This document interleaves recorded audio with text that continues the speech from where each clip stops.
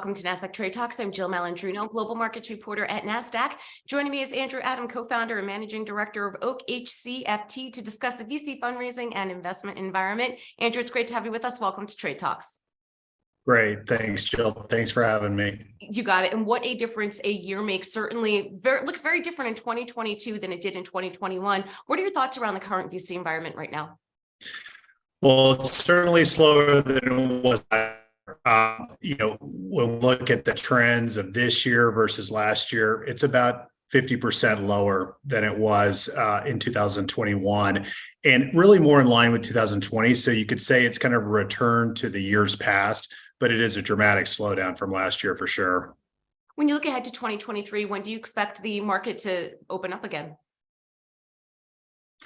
Well, nobody's got a crystal ball, but I'm certainly not holding my breath for it. I think the private funding market is still very active, but I think we're just in a period of price discovery. I mean, transactions are happening. It certainly remains active. It's just there's a lot of price discovery out there. But the days of seeing kind of unicorn after unicorn or billion dollar transaction, I would say that that's kind of a 2024 and beyond phenomenon. Do you think this valuation reset needed to occur, though? I do. Things were getting exuberant. I mean, there were no metrics to support some of these valuations. And even if you were comparing it to what was going on in the public markets, there was a massive disconnect between the valuations of the private markets and what was happening in the public markets. And I think, look, at the end of the day, investors in the private markets need to achieve liquidity at a return that works for their strategy, whether that's an IPO or a strategic acquisition, or in some cases, a sale to a large private equity firm. And it really needs to get normalized, and things were getting kind of priced 2 to 3 years in the future. And that's just not a sustainable strategy for deploying capital. Yeah, especially when public investors are the ones that are holding the bag at the end of the day. Perhaps this reset did need to happen. Do you expect companies to stay private longer then?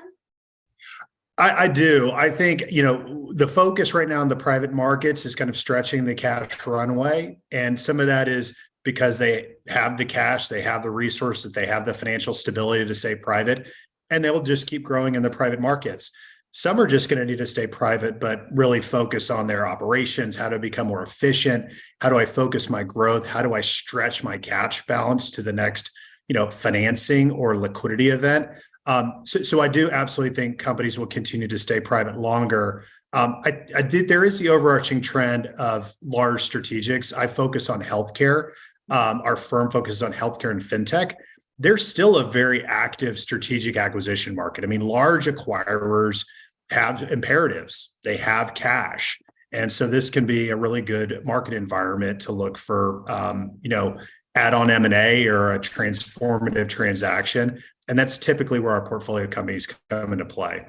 Yeah, well, I mean, it makes sense for larger financial institutions or larger healthcare companies that don't have to organically invest to create the technology that these smaller companies are nimble enough to provide. So it seems like it fits nicely into these portfolios when you take legacy assets that you need to find these companies that will be able to deploy these strategies quicker for them.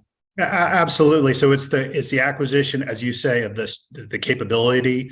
That's a big unlock for a growth story at a large strategic, but also the acquisition of talent. I mean, we spent a lot of time as a firm focusing on building the absolute best management teams. And I know a lot of venture capital firms and growth investors focus on that as well. But that's a key asset beyond just the P&L and the technology and the product when a strategic is acquiring a company.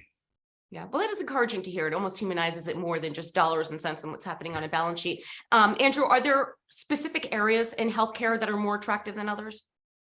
So for us, we're really focused on what's called value-based care, which is kind of aligning of financial incentives around the outcome of a patient's health. So a high quality provider that operates at a low cost through the use of tech and data can deliver a higher quality patient outcome. And so they want to kind of assume the financial risk, if you will, for that patient's care. And you deliver high quality care and a great outcome, you'll get rewarded for it. And so value-based care is an important theme for us. We also just look at that $1 trillion that the United States healthcare system wastes every year on inefficiencies, duplicative procedures, unnecessary procedures. I mean, that is a ripe opportunity for technology to play an important role on rationalizing that spend. And I think what's compounded over the last couple of years is the third point is just burnout. I mean, physicians, whether it's a clinician or a nurse, spends a third of their time on administrative tasks. You have to streamline that. You have to get back to the basics of providing patient care first and foremost. And just burnout is a huge issue in healthcare, which has been exacerbated, frankly, by the pandemic and just the overall labor environment. So that's like a real focus where tech and services can play an important role on kind of resuscitating that important labor base, our human capital base for the country. All right, Andrew, we appreciate the insight. Thanks for joining us on Trade Talks. I'm Jill Malandrino, Global Markets Reporter at Nasdaq. Thanks so much, Jill.